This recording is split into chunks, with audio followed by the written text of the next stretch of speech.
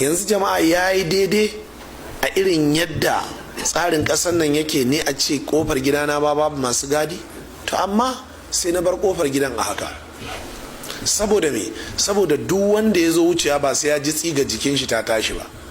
Amma a ce ka wuce ka ga wani da bakin amawali, ba ka ganin hancin shi da bakin shi, kana ganin idan shi, ga wata wuka ya soka nan, ga wandon shi ya cusa cikin safa ya zara wata takobi, ko mata aure ta zuciya sai ta ji tsiga jikinta ta tashi. Amma sai na bar kofar gidana dan ya zama ordinary, ya zama normal.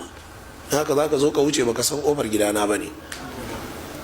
Za ka zo dan uwanka yi maka kwatance na neman gidan wani, amma ya ce kusa da gidan Albani. Da Allah ina ne gidan Albani? Sai in ce mishi kaga gidan Albanin nan.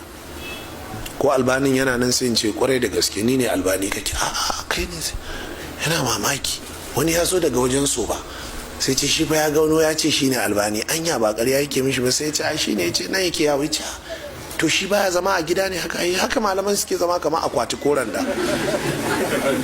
Abin da za ka ce, ina nasiha zuwa ga duk masu zuwa ziyara wurinmu, ba ma kin kowa ya ziyarce mu, amma ya zama ziyara ce ta ilimi, ziyara ce da wadataccen lokaci. Amma ba ka zo ka ce mu bar abin da muke mu saurare ka, in ba haka ba to mu masu wulakanta jama'a ne wallahi.